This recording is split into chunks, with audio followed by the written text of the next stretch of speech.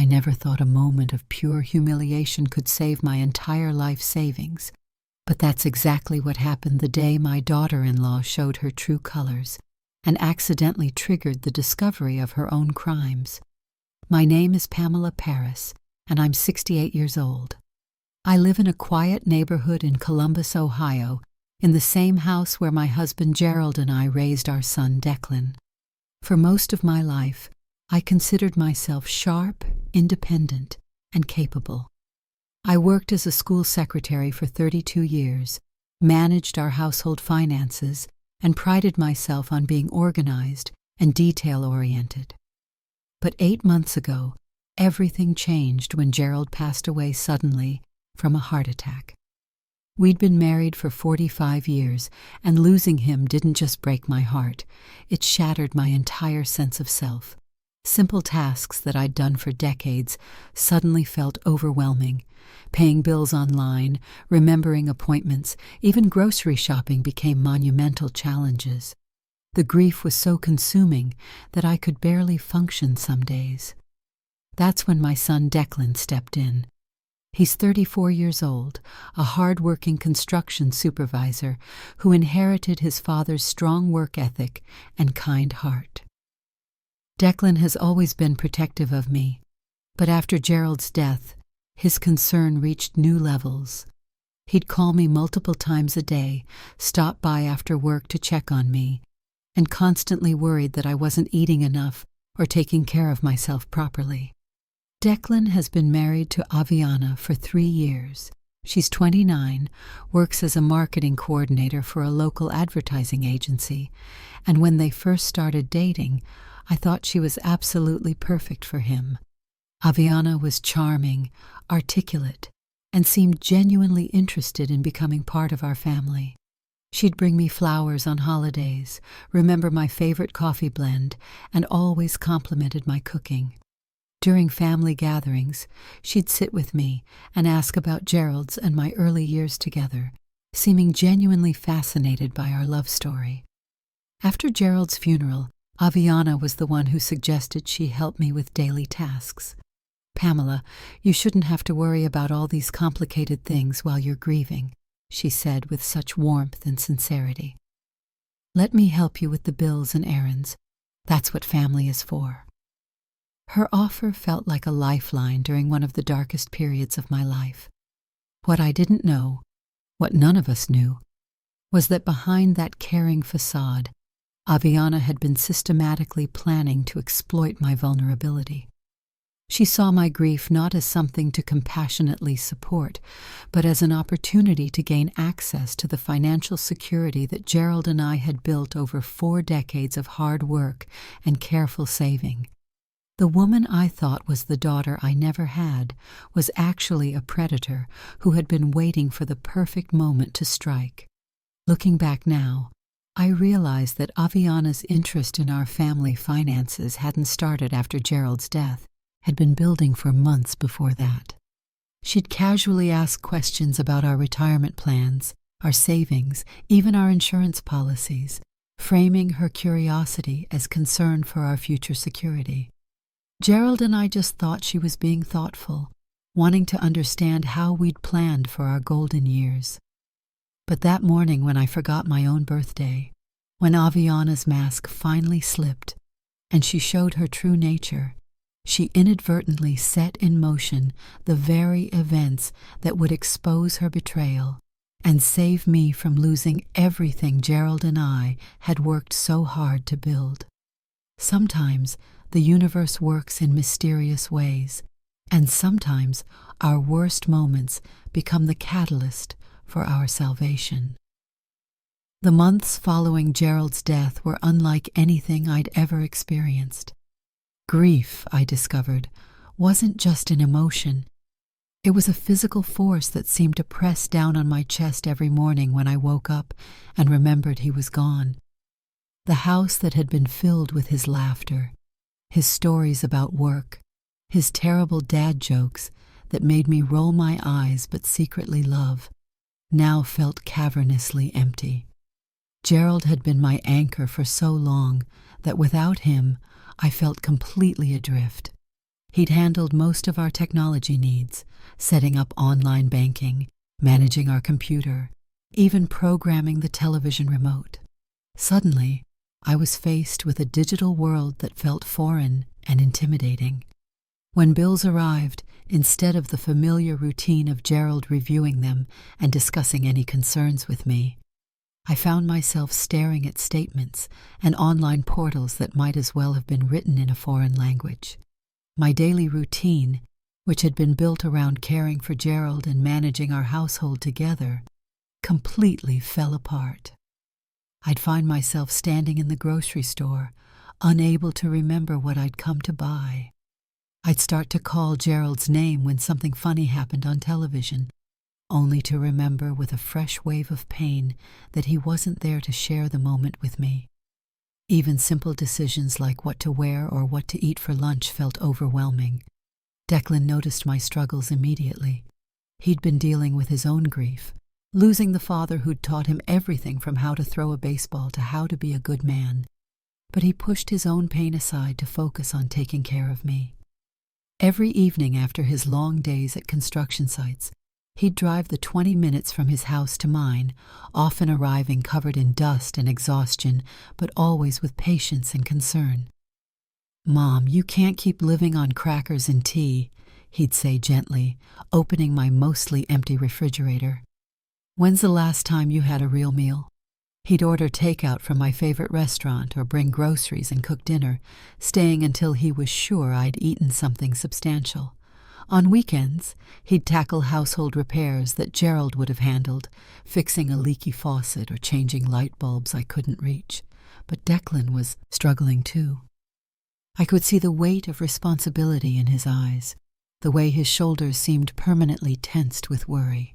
He was trying to be everything to everyone, a grieving son, a supportive husband, a successful professional, and my caretaker all at once. It wasn't fair to him, and I knew it, but I felt so helpless and lost that I didn't know how to tell him I was okay when I clearly wasn't. That's when Aviana stepped forward with her offer to help. At first, her assistance seemed like a godsend. She'd arrive at my house with her laptop and a patient smile, sitting at my kitchen table to walk me through paying bills online. "See, Pamela, you just click here to transfer the money, and here to schedule the payment. It's actually easier than writing checks once you get used to it." She'd drive me to doctor's appointments, waiting patiently in the lobby and taking notes about what the doctor said, since my grief-fogged brain had trouble retaining information. She'd accompany me to the grocery store, helping me plan meals and remember items I'd forgotten.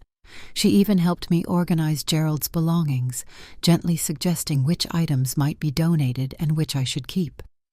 "You don't have to do this alone," Aviana would say, squeezing my hand with what seemed like genuine affection. "Gerald would want you to be taken care of, and Declan is already doing so much. Let me handle the boring stuff, so you can focus on healing." Gradually, I became more dependent on her help. When she suggested adding her name to my checking account so she could pay bills for me without me having to log in each time, it seemed logical. "This way, if you're having a bad day, you don't have to worry about late fees," she explained. "I'll just handle everything and show you the receipts afterward." When she recommended becoming an authorized user on my credit cards for emergencies, that also made sense. What if something happens to your car while you're out, or you need someone to pick up your prescriptions? This way I can help immediately, instead of having to bother you for card numbers when you're stressed. Looking back, I can see how carefully she orchestrated each step, how she built my trust and dependency gradually. She never pushed too hard or asked for too much at once. Instead, she created situations where her suggestions seemed like the obvious, caring solution to problems I was having. She made me feel like accepting her help was not only reasonable, but the smart thing to do. The family dynamic shifted during those months in ways that felt natural at the time, but were actually quite strategic on Aviana's part. Declan was working longer hours than usual, taking on extra projects to distract himself from grief, and to ensure financial stability for his own family. This meant he was less available for the day-to-day assistance I needed, which made Aviana's involvement seem even more necessary and appreciated. Aviana would often schedule her help during times when Declan was at work, which meant she and I spent hours alone together. During these times, she'd share stories about her own childhood, her relationship with Declan, her hopes for their future family. She seemed genuinely interested in my stories about Gerald, asking detailed questions about our courtship, our early years of marriage, the challenges we'd overcome together. "You and Gerald had such a beautiful love story," she'd say, with what appeared to be sincere admiration. "I hope Declan and I can build something even half as strong as what you two had." These conversations made me feel valued and heard during a time when I often felt invisible and forgotten. She'd also share her own vulnerabilities, telling me about stress at work, her worries about finances, her desire to make Declan happy. This made me feel like our relationship was reciprocal, that I was offering her emotional support just as she was offering me practical help. It never occurred to me that she might be manipulating these intimate conversations to better understand my emotional state and financial situation. During family dinners, Aviana would often steer conversations toward my well-being, asking how I was handling various tasks, whether I was feeling overwhelmed by anything, if there were other ways she could help. To Declan, this must have seemed like thoughtful concern.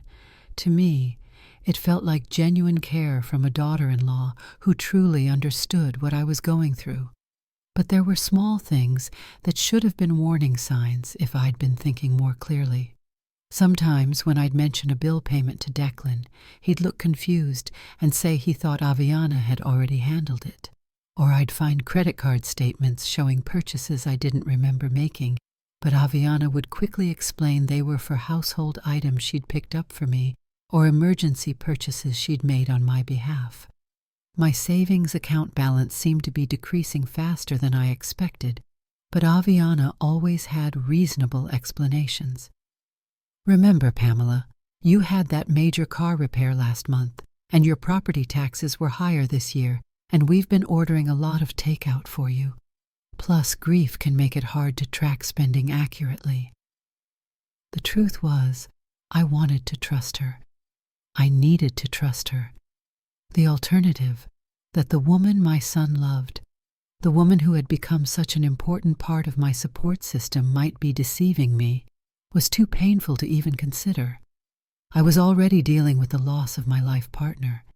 I couldn't bear the thought that I was also being betrayed by someone I'd come to love like a daughter. So I pushed down my small doubts and focused on being grateful for her help.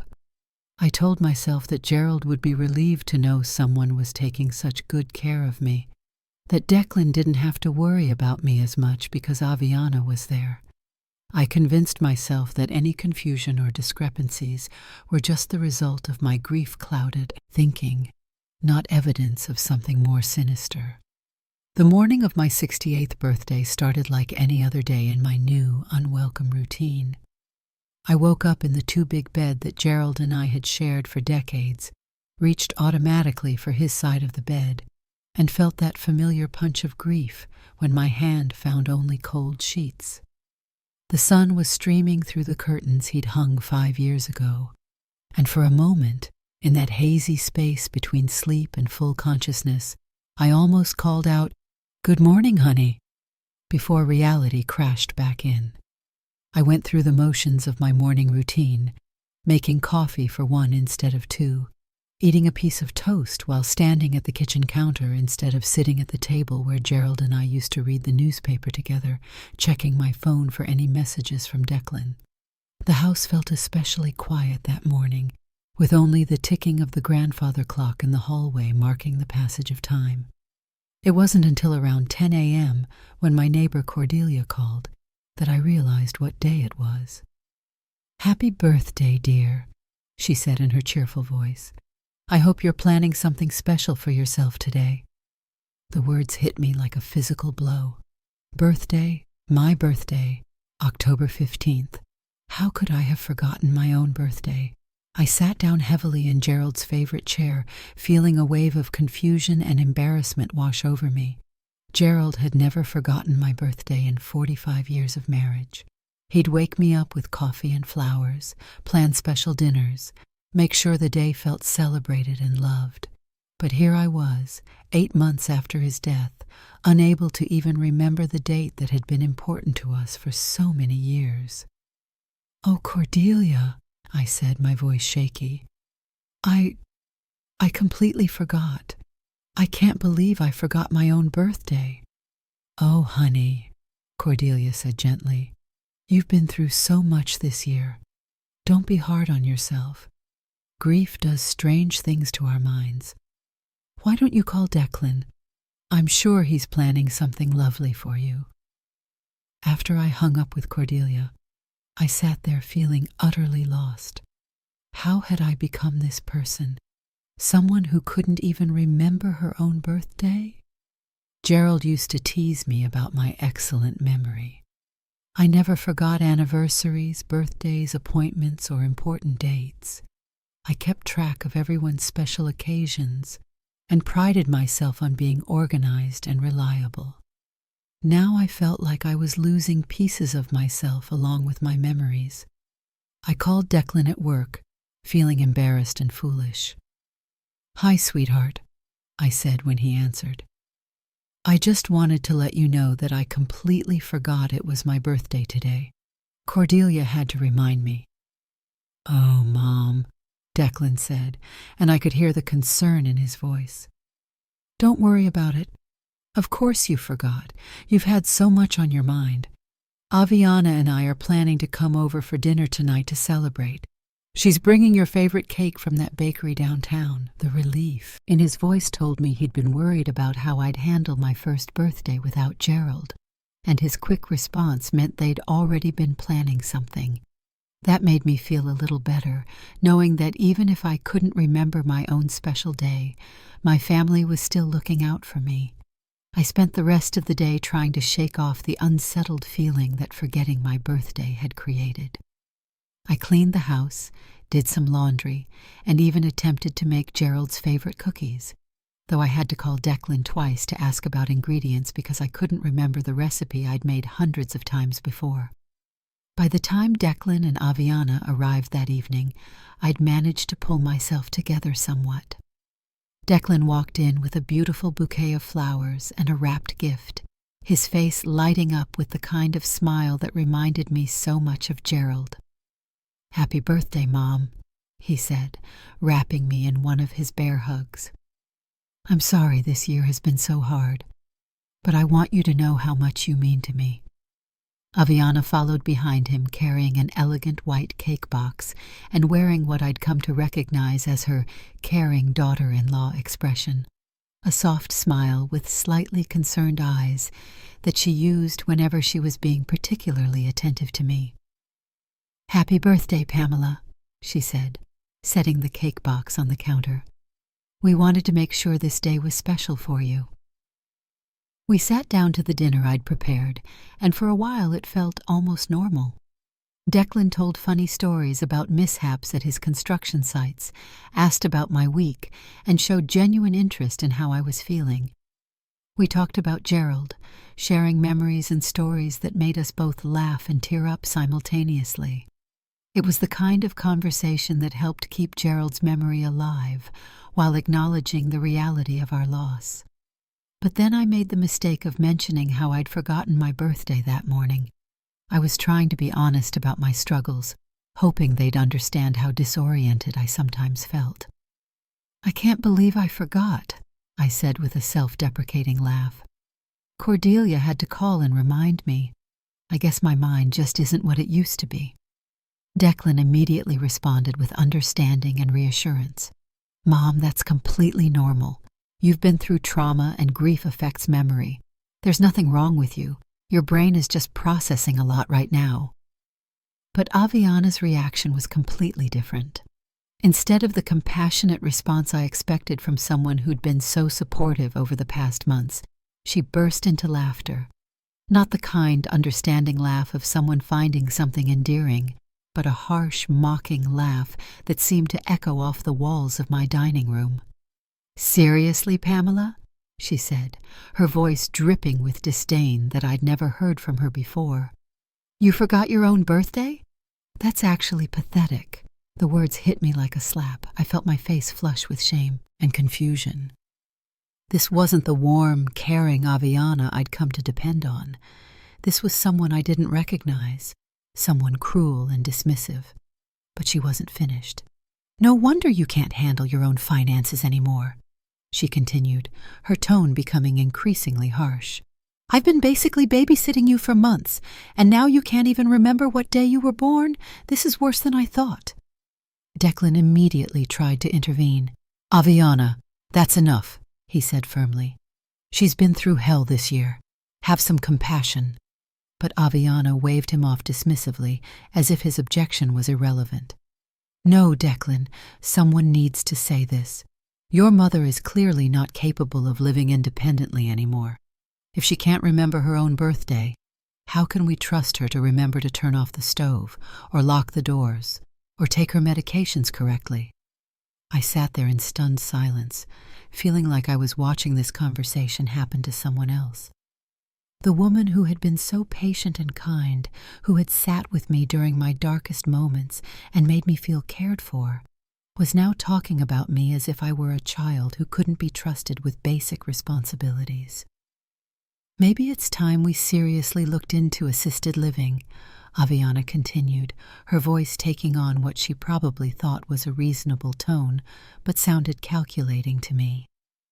"There are some really nice facilities that specialize in memory care. You'd have people checking on you, making sure you're eating properly, handling all the complicated stuff you can't manage anymore." The suggestion felt like a physical blow. Assisted living? Memory care?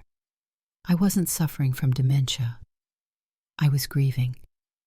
There was a huge difference between being sad and confused about losing my life partner and having actual cognitive decline that required institutional care. "I don't need assisted living," I said quietly, finding my voice for the first time since this horrible conversation had started. "I just forgot one date.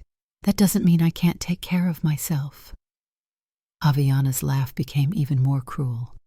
"One date? Pamela, you've forgotten to pay bills. You can't figure out the online banking. You called me last week because you couldn't remember how to program the washing machine. You're falling apart, and instead of admitting it, you're just making more work for everyone else." Every word she spoke was like a knife twisting deeper into my already wounded self-confidence. Some of the things she mentioned were true. I had struggled with technology and felt overwhelmed by tasks that used to be simple. But her tone, her complete lack of empathy, and her suggestion that I was beyond help felt deliberately cruel. "You've been nothing but a burden since Gerald died," she continued, and this time her voice was cold and matter-of-fact. "Declan works himself to death trying to take care of you, and I spend half my free time managing your life because you can't handle it yourself. Maybe it would be better for everyone if you just admitted that you need professional care." Declan was getting increasingly angry. "Aviana, stop it right now," he demanded. "I don't know what's gotten into you, but this is completely unacceptable. She's my mother, and she's been through enough without you attacking her." But I could see something in Aviana's eyes, a flash of something calculating and cold that made me wonder if this wasn't just a moment of cruelty, but something more deliberate. The way she was pushing the assisted living narrative felt almost rehearsed, as if she'd been thinking about this conversation for a while. "I'm just being honest about what everyone else is too polite to say," she replied to Declan. "Your mother can't take care of herself anymore, and pretending otherwise isn't helping anyone." The birthday dinner that was supposed to be a celebration had turned into a nightmare. We sat in uncomfortable silence after that, with Declan glaring at his wife and me, feeling more humiliated and confused than I had since Gerald's funeral. The cake sat unopened on the counter, and the flowers Declan had brought seemed to mock the disaster the evening had become. When they finally left, Aviana didn't even say goodbye to me. She just muttered something to Declan about how he needed to face reality about my situation. Declan apologized profusely, clearly shocked by his wife's behavior, but I could see he was torn between supporting me and trying to understand what had caused Aviana to be so cruel. After they left, I sat alone in my living room, replaying every word of that horrible conversation.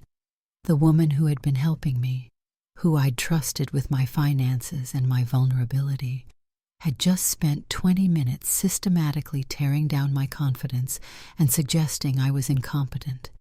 But more than that, there had been something calculated about her cruelty, something that made me wonder if her months of helpfulness had been building toward this moment.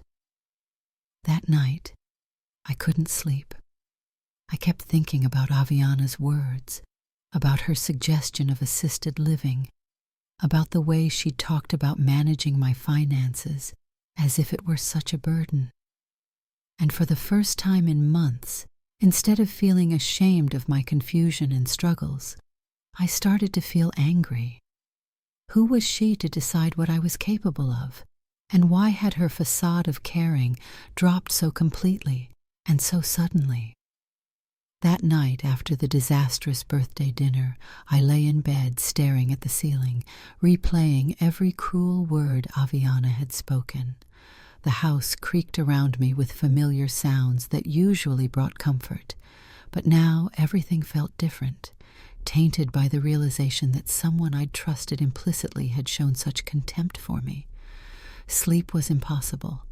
Every time I closed my eyes, I heard Aviana's voice saying, "Pathetic," and "burden," and "memory care." But as the hours passed, something began to shift inside me. The initial shock and humiliation started to give way to something I hadn't felt in months: anger. Not the consuming, helpless rage that sometimes came with grief, but a focused, clarifying anger that cut through the fog I'd been living in since Gerald's death. Who was Aviana Morrison to judge my capabilities? I had raised a son, maintained a household, worked for 3 decades, and built a solid financial foundation with my husband. Yes, I was struggling with grief. Yes, technology was challenging for me. And yes, I'd forgotten my birthday. But that didn't make me incompetent. That didn't make me a burden. And it certainly didn't mean I needed to be warehoused in a memory care facility.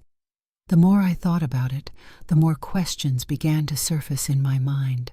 Questions that I'd been pushing aside for months because I was so grateful for Aviana's help and so ashamed of my own confusion. But now, in the clarity that anger can sometimes bring, those nagging doubts demanded attention.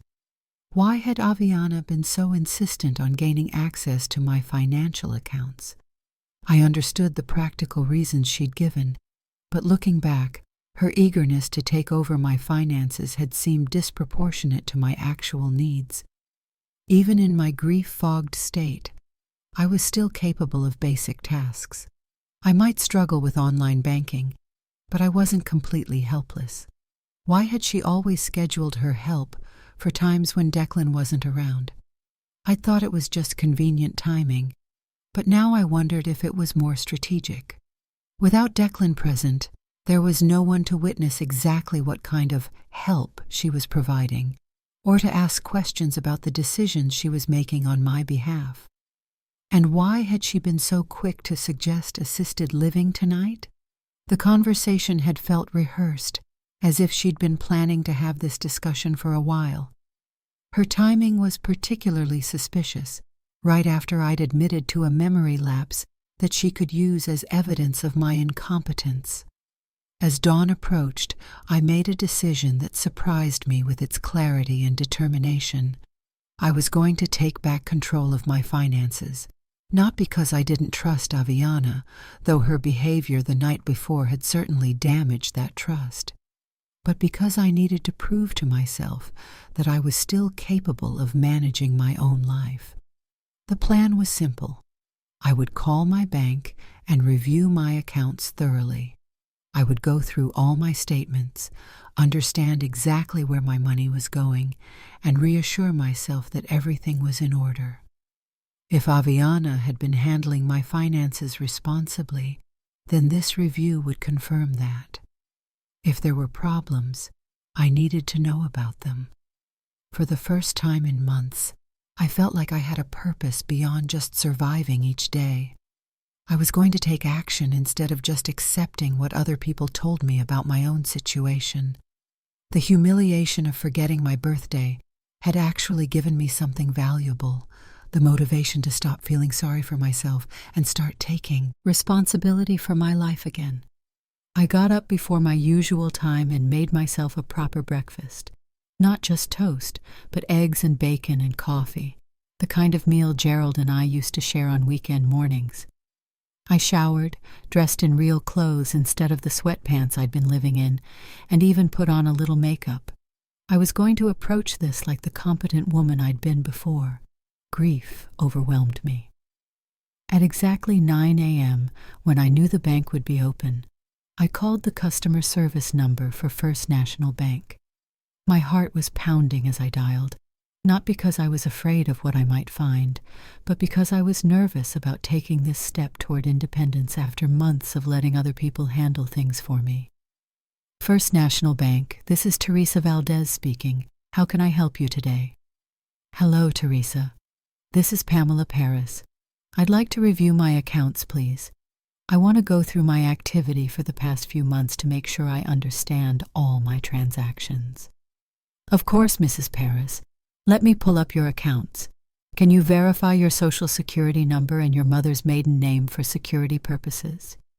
As I provided the requested information, I felt a sense of satisfaction at remembering these details correctly. Whatever Aviana might think about my mental capabilities, I wasn't the confused, helpless woman she'd described the night before. Thank you, Mrs. Paris. I have your checking account, savings account, and your 2 credit cards here. Which account would you like to review first?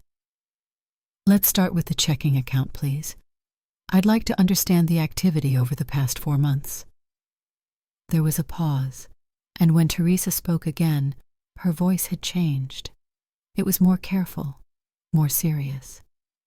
Mrs. Paris, I'm actually very glad you called. We've been monitoring some unusual activity on your accounts, and we were planning to contact you today. We've had to place a temporary freeze on your checking account and credit cards due to suspicious transactions. The words hit me like ice water. What do you mean, suspicious transactions? Ma'am, I need to ask you some questions first. Are you in a safe location where you can speak freely? The question seemed odd, but I assured her I was alone at home. What kind of suspicious activity? Mrs. Paris, over the past 4 months, there have been numerous transactions that don't match your typical spending patterns. Large cash withdrawals, online shopping purchases, and transfers to external accounts. The pattern and timing suggest what we call financial elder abuse. My hands started shaking. What kind of transactions? I'm looking at cash withdrawals totaling over $8,000, online purchases from luxury retailers totaling another $6,000, and attempted transfers to external accounts totaling $9,000.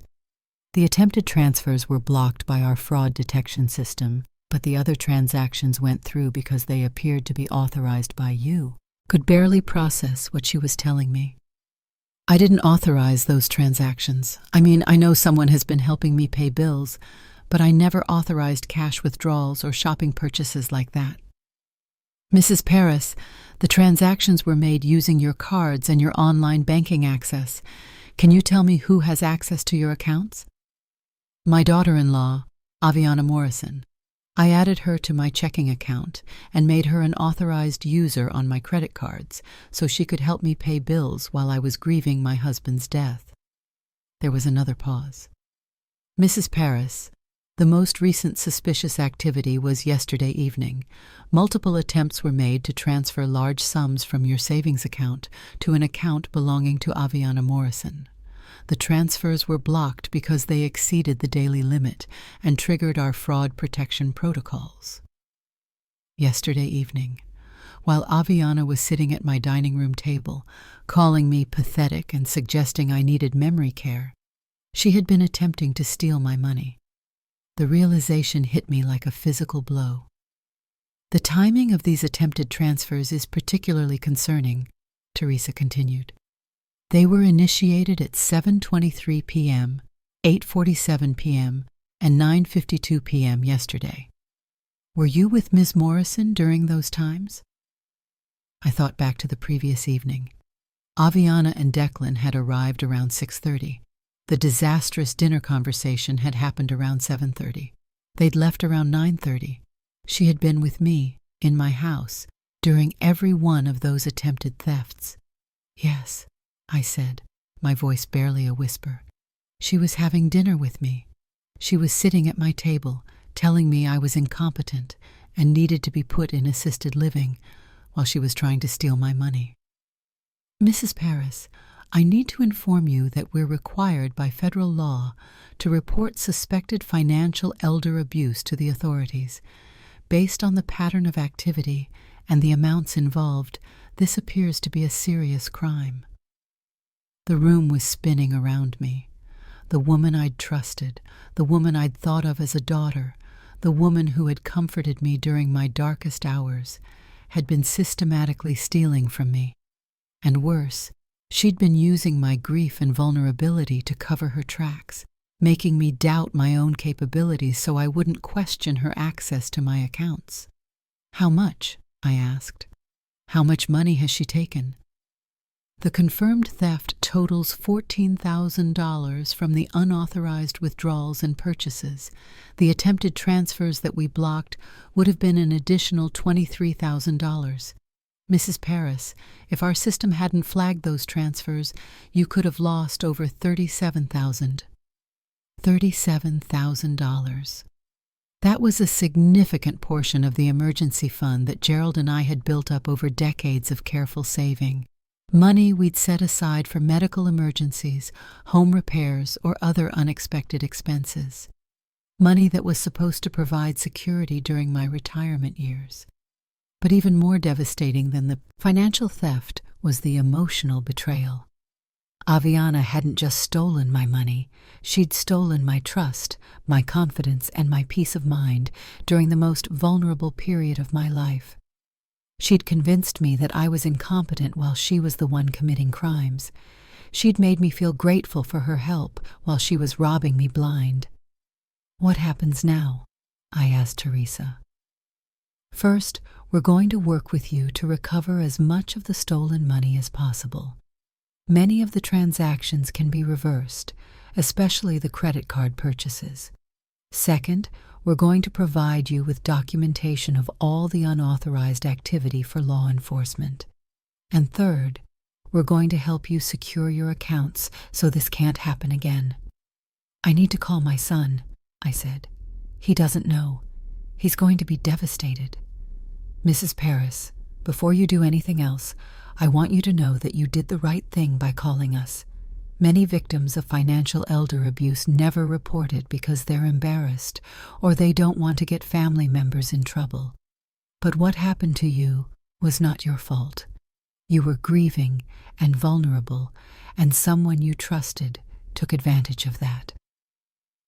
After I hung up with Teresa, I sat in my kitchen for a long time, staring at the phone and trying to process everything I'd learned. The woman who had laughed at me for forgetting my birthday had been stealing from me all along. The woman who had suggested I needed memory care had been the one manipulating and confusing me. The woman who had called me a burden had been making herself rich off my vulnerability. But strangely, along with the shock and betrayal, I felt something else: validation. My instincts hadn't been completely wrong. Those nagging doubts I'd been pushing aside had been trying to tell me something important. The confusion I'd been feeling about my finances hadn't been entirely due to grief. It had been because someone was deliberately obscuring the truth from me. For the first time in months, I felt like myself again. Not the broken, helpless widow that Aviana had convinced me I was, but the strong, capable woman who had worked for 30 years, raised a son, and built a solid life with her husband. I had taken action to protect myself, and I had discovered the truth before it was too late. Now I had to call Declan and tell him that his wife was a thief and a liar. I had to destroy his marriage to save what was left of my financial security and my peace of mind. It was going to be one of the hardest conversations of my life, but for the first time since Gerald's death, I felt strong enough to handle it. My hands were trembling as I dialed Declan's number. It was 10:30 a.m. on a Wednesday, which meant he was probably at a job site. But this couldn't wait. I needed to tell him what I'd discovered before I lost my nerve, or before Aviana had a chance to spin the situation in her favor. "Hey, Mom," Declan answered on the second ring, and I could hear the concern in his voice. "Are you okay? You sound upset." "Declan, I need you to come over right away. Don't tell Aviana where you're going or why. This is important." There was a pause. "Mom, you're scaring me. What's going on?" "I can't explain over the phone. Just please come. And Declan, bring any financial documents you might have about my accounts. Anything Aviana might have shown you or discussed with you. I'll be there in 20 minutes. While I waited for Declan, I called Teresa back and asked her to email me a detailed summary of all the suspicious transactions. I wanted to have everything laid out clearly when I told my son that his wife had been stealing from his mother. I also used the time to gather every bank statement, credit card bill, and financial document I could find. If we were going to do this, we were going to do it thoroughly. When Declan arrived, his face was tight with worry. He'd clearly left work abruptly. There was still construction dust on his clothes and concern etched in every line of his face. "Mom, what's happened? You look like you've seen a ghost." "Sit down, sweetheart," I said, gesturing to the kitchen table where I'd spread out all the financial documents. "I need to tell you something, and it's going to be very hard to hear." Declan sat down, his eyes scanning the papers spread across the table. "This is about money?" "This is about Aviana. Declan, she's been stealing from me." The words hung in the air between us like a physical presence. Declan's face went through a series of emotions: confusion, disbelief, and then something that looked like dread, as if part of him had been waiting for this conversation without realizing it. "What do you mean, stealing?" I pulled out the printed email from Teresa and handed it to him. "The bank called me this morning. They've been monitoring suspicious activity on my accounts for weeks. Aviana has stolen over $14,000 from me, and last night while she was here having dinner with us, she tried to transfer another $23,000. Declan read through the email, his face growing paler with each line. "This says the attempted transfers were made during dinner last night. That's not possible. She was here with us the whole time." "She was here, Declan. She was sitting right there." I pointed to the chair where Aviana had been sitting when she called me pathetic, telling me I was incompetent and needed memory care while she was using her phone to try to steal my retirement savings. "No," Declan said, shaking his head. "There has to be some mistake. Aviana wouldn't do this. She's been helping you. She's been taking care of you." I understood his denial. It was the same protective instinct that had kept me from questioning Aviana's behavior for so long. We want to believe the best about people we love, especially when the alternative is too painful to accept. "Declan, look at these transactions," I said, pointing to the bank statements. "Cash withdrawals of $500, $750, $1,200. When have I ever taken out that much cash? And look at these credit card charges. $800 at Nordstrom, $400 at Sephora, $1,500 at some online jewelry store. Do these look like purchases I would make? Declan studied the statements, and I could see the moment when the evidence became undeniable. His shoulders sagged, and he put his head in his hands. Oh God, oh my God, Mom, I'm so sorry, I had no idea. There's more, I said gently. Teresa told me that Aviana has been transferring money to an account in her own name. Small amounts at first, then larger ones. The bank flagged it as a pattern consistent with financial elder abuse. Financial elder abuse. Declan repeated the words like they tasted bitter. She was abusing you. My wife was abusing my mother. Declan, I need you to understand something. This isn't your fault. I gave her access to my accounts willingly. I trusted her. We both did. But Declan was spiraling into guilt and anger. I should have known. I should have been paying closer attention. After Dad died, I was so worried about you, and when Aviana offered to help, it seemed like such a relief. I thought she was being kind. She was very convincing, I said. She made me feel like I couldn't function without her help. She made me doubt my own capabilities. And last night, when she was so cruel about my forgetting my birthday, I think she was trying to push me toward accepting assisted living so she could gain even more control over my finances. Declan looked up at me with red-rimmed eyes. What do we do now? Now we call the police. The bank is required to report this as suspected elder abuse, and I want to press charges. Declan, she stole $14,000 from me. That's a felony. She's my wife, he said quietly. She's a criminal, I replied firmly. And if we don't stop her now, she'll do this to someone else. Maybe another grieving widow, maybe an elderly person with actual memory issues who can't advocate for themselves. The next few hours were a blur of activity. Detective Maria Santos from the Columbus Police Department arrived to take my statement. She was a middle-aged woman with kind eyes and a no-nonsense manner who specialized in financial crimes against the elderly. Mrs. Paris, I want you to know that what you've described is unfortunately very common, Detective Santos said as she reviewed the bank documents. Financial abusers often target people who are grieving or dealing with major life changes. They build trust over time, then gradually increase their access and control.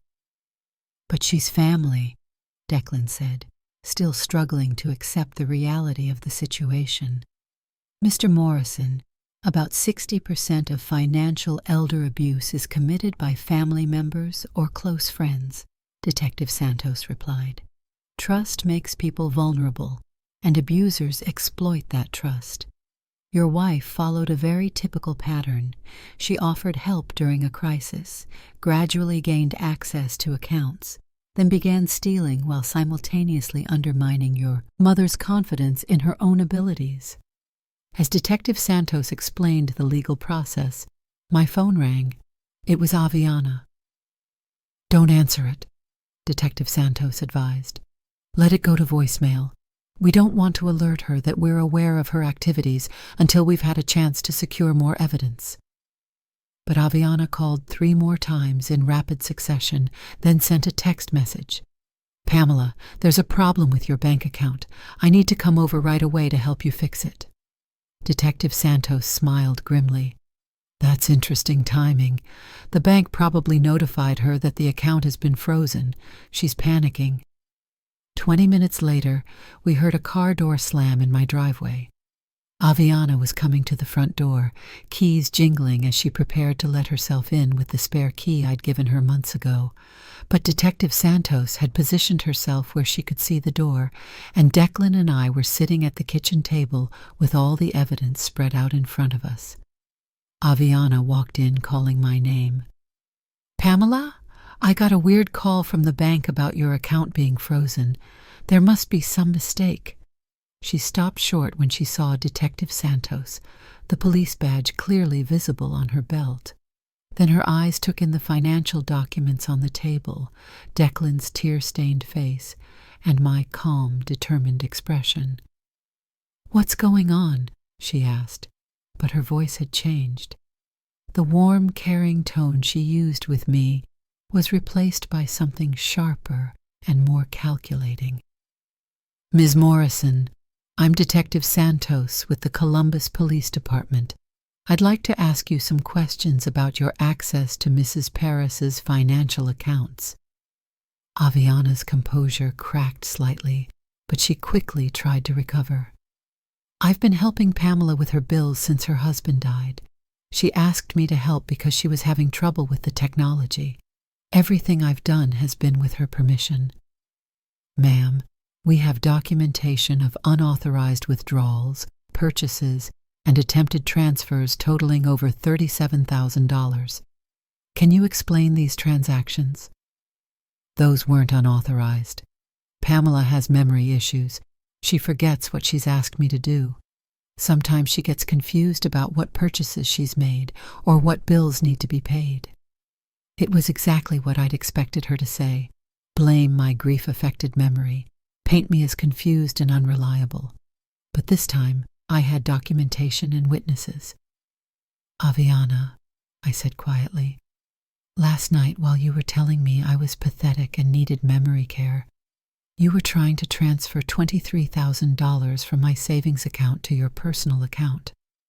The bank has records of the exact times. You were stealing from me while you were sitting at my dinner table." For the first time, Aviana looked genuinely frightened. "That's not... I was just trying to move the money to a safer account. There have been scams targeting elderly people, and I was trying to protect—" "Stop lying," Declan said, his voice breaking. "Just stop. We have all the evidence. We know what you did." Aviana turned to her husband with desperation in her eyes. "Declan, you have to believe me. Your mother has been confused since Gerald died. She doesn't remember giving me permission for these transactions. She needs help, and I've been trying to provide it." But Detective Santos had heard enough. "Ms. Morrison, you're under arrest for financial elder abuse and theft. You have the right to remain silent." As the handcuffs clicked into place, Aviana's facade finally crumbled completely. "You stupid old woman," she hissed at me. "You would have been better off in a nursing home anyway. All that money was just sitting there while you felt sorry for yourself. At least I was putting it to good use." The mask was off. The caring daughter-in-law who had comforted me during my grief, who had seemed so concerned about my well-being, revealed herself as someone who saw my husband's death as an opportunity and my vulnerability as a tool to be exploited. As Detective Santos led Aviana toward the door, she turned back to Declan. "This is your choice," she said coldly. "You can believe her lies, or you can have a real partner who actually contributes something to this family." After they left, Declan and I sat in silence for a long time. The house felt different, cleaner somehow, as if a toxic presence had been removed. But I knew that for Declan, this was just the beginning of a painful process.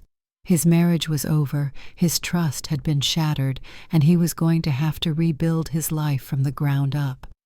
"I'm so sorry, Mom," he said finally. "I brought her into our family. I trusted her with you." "Declan, look at me," I said, reaching across the table to take his hand. "You fell in love with someone who turned out to be different than she seemed. That's not a failure on your part. That's what predators do. They're very good at pretending to be something they're not. But you trusted her too, and she betrayed you when you were at your most vulnerable." "Yes, she did. But you know what? Her betrayal taught me something important. I'm stronger than I thought I was. When I forgot my birthday and she was so cruel about it, I could have just accepted her version of reality, that I was incompetent and needed to be taken care of. Instead, I got angry and decided to take control of my own life again. Her cruelty backfired."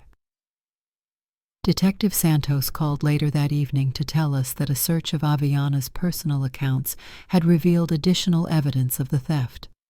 She had been transferring stolen money to a separate savings account and had been using my credit cards to purchase items that she then returned for store credit, which she used for her own shopping. The good news, Detective Santos said, is that we'll be able to recover most of the stolen money. The bank is cooperating fully, and many of the transactions can be reversed. The bad news is that this will likely take several months to resolve completely. But I didn't care about the timeline. For the first time since Gerald's death, I felt like myself again. I felt strong, capable, and in control of my own life. Aviana's attempt to destroy my confidence had actually restored it. Her cruelest moment had become the catalyst for my recovery. The weeks following Aviana's arrest were a strange mixture of relief, sadness, and renewal. The house felt different without the underlying tension I hadn't even realized I'd been carrying. I could breathe again, think clearly again, and most importantly, trust my own instincts again. The legal process moved forward steadily. Detective Santos kept me informed about the case, and Teresa from the bank worked diligently to reverse as many of the fraudulent transactions as possible. Within 3 weeks, I had recovered $1,200 of the stolen money, with the remainder expected to be returned once Aviana's personal assets were liquidated as part of her restitution. But the most significant recovery wasn't financial. It was personal. I realized that over the months of Aviana's help, I had gradually given away not just my financial independence, but my confidence, my decision-making authority, and my sense of self-worth. Getting those back was far more valuable than any amount of money. Declan struggled much more than I did in the immediate aftermath. The man who had always been my protector now felt like he had failed in the most fundamental way. He blamed himself for not seeing through Aviana's deception, for not protecting me from someone he had brought into our family. "I keep thinking about all the times she seemed so caring toward you," he told me one evening as we sat in my living room, sharing takeout Chinese food. Was any of it real? Or was she just acting the whole time? "I think some of it was real," I said carefully. "I think she genuinely cared about being part of our family, about being seen as a good daughter-in-law. But I also think she saw an opportunity when your father died, and she gradually let greed override whatever genuine feelings she might have had." "How can you be so calm about this? She stole from you. She manipulated you when you were grieving." "Because being angry won't change what happened, and it won't help either of us move forward. What she did was terrible, but it also taught me something important about myself. I'm not the helpless, confused woman she tried to convince me I was." The divorce proceedings began quickly. Declan had consulted with a lawyer who specialized in cases involving financial crimes, and the evidence of Aviana's theft actually made the divorce more straightforward. There was no question about asset division when one spouse had been stealing from the other spouse's family. Aviana tried to contact Declan several times from jail, but he refused to take her calls. She also attempted to send me a letter, which Detective Santos advised me not to read until after the criminal case was resolved. "Defendants sometimes try to manipulate victims through emotional appeals," she explained. "It's better to maintain distance until after sentencing." 3 months after her arrest, Aviana accepted a plea deal. She pled guilty to 1 count of financial elder abuse and 2 counts of theft. In exchange for her guilty plea and agreement to pay full restitution, she received a sentence of 2 years in prison with the possibility of parole after 18 months. I attended the sentencing hearing, not because I wanted to see Aviana punished, but because I wanted to see this chapter of my life officially closed. When the judge asked if I wanted to make a victim impact statement, I stood up and spoke directly to Aviana for the first time since her arrest. "You came into my life when I was at my lowest point," I said, my voice steady and clear. "You saw my grief and vulnerability as an opportunity to enrich yourself. You convinced me that I was incompetent so that I wouldn't question your access to my finances. You made me doubt my own capabilities while you were the one committing crimes." Aviana kept her eyes down, refusing to look at me. "But you made a crucial mistake," I continued. "When you were cruel to me about forgetting my birthday, you pushed too hard. Your cruelty motivated me to take action, and that action exposed everything you had been doing. In trying to break down my confidence completely, you actually gave me the motivation to fight back." I paused, making sure I had her attention. "I want you to know that I've recovered financially from what you did to me, but more importantly, I've recovered emotionally. I'm stronger now than I was before you started stealing from me. Your betrayal taught me that I'm more resilient than I thought." When I finished speaking, Aviana finally looked up at me. I saw no remorse in her eyes, only anger and resentment. Even then, at her sentencing for stealing from a grieving widow, she seemed to believe that she was the victim in this situation. The months that followed were a period of rebuilding for both Declan and me. He moved back into his old room at my house temporarily while he figured out his next steps. Having him there was healing for both of us. He could see daily that I was competent and independent, and I could support him through the emotional aftermath of his marriage's end. Together, we established new systems for managing my finances that gave me control while ensuring Declan could help if I needed it. We set up automatic bill payments for utilities and regular expenses, but I maintained sole access to my accounts. I learned to use online banking properly, not because I had to, but because I wanted to prove to myself that I could. I also started seeing a counselor who specialized in grief and trauma, not because I was falling apart, but because I wanted to understand how I had become so vulnerable to manipulation and how to prevent it from happening again. The counseling sessions helped me distinguish between the normal confusion of grief and the deliberate gaslighting that Aviana had subjected me to. "Grief makes us doubt ourselves," Dr. Rebecca Chen explained during one of our sessions. "It affects memory, decision-making, and confidence, but that's temporary and normal. What Aviana did was exploit those temporary vulnerabilities to make you believe they were permanent disabilities. That's a form of psychological abuse." Understanding the difference was liberating. I wasn't losing my mind or becoming incompetent. I had been targeted by someone who understood exactly how to exploit my emotional state. 6 months after Aviana's sentencing, I did something that surprised everyone, including myself. I started volunteering with the local area agency on aging, helping other elderly people who had been victims of financial abuse. Detective Santos had asked if I would be willing to speak with other victims, and I discovered that sharing my story was both healing for me and helpful for them. The hardest part, I would tell the support groups, is not the money they steal. It's the way they make you doubt yourself. They convince you that you're incompetent, that you need them, that you should be grateful for their help, even when that help is actually harmful. Many of the other victims had similar stories. Adult children who gradually took over their parents' finances and then started stealing.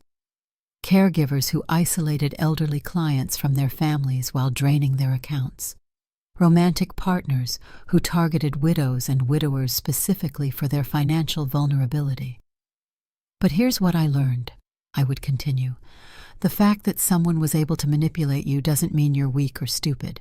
It means they're skilled at manipulation, and the fact that you survived their abuse and are sitting here today means you're stronger than they wanted you to believe.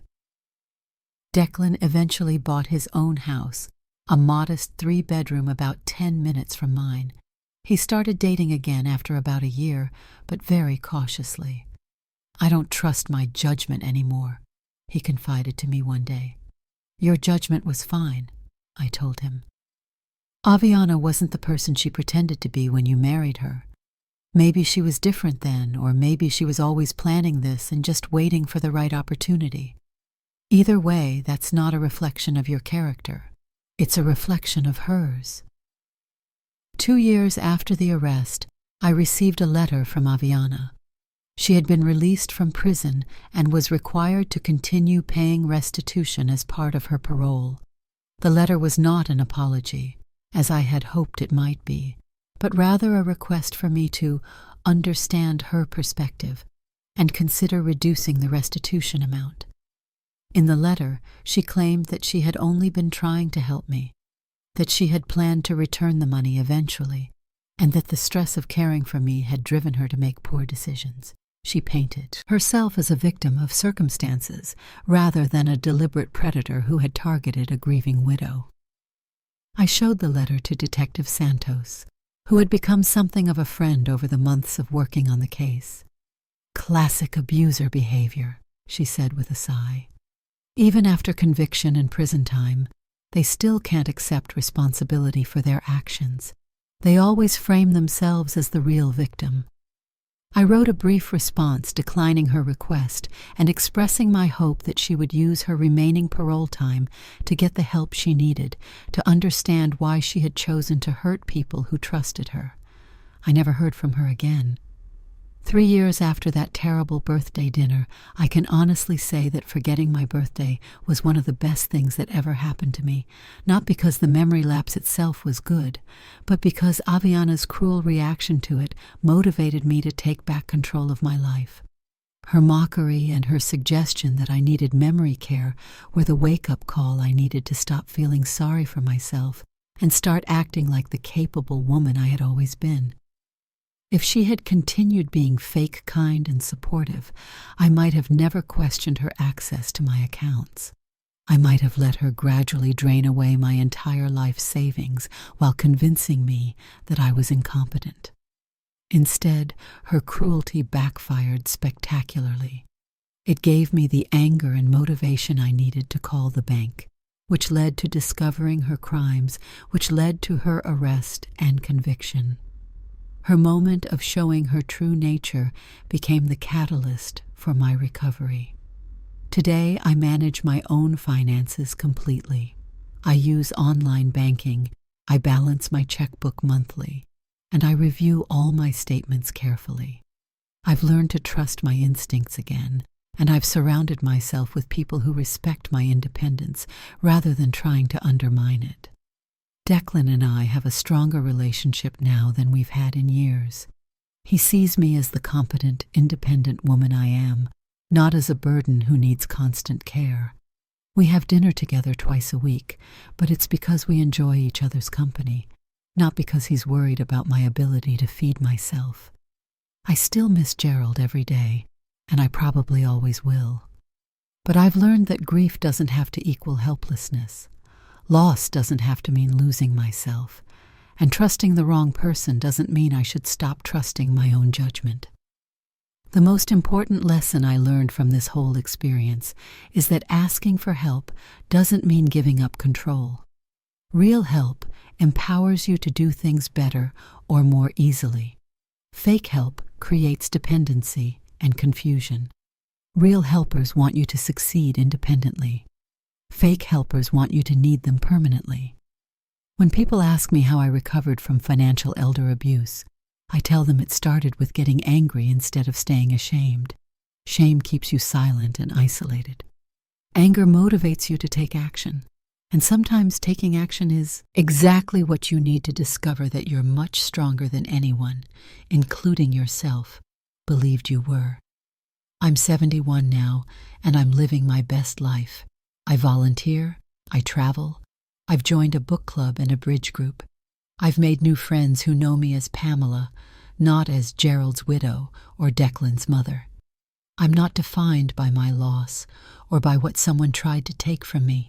And every year on my birthday, I celebrate not just another year of life, but another year of independence, strength, and the wisdom that comes from surviving betrayal and choosing to thrive anyway. Forgetting my birthday that one time led to remembering who I really am, and that's a gift that no one can ever steal from me.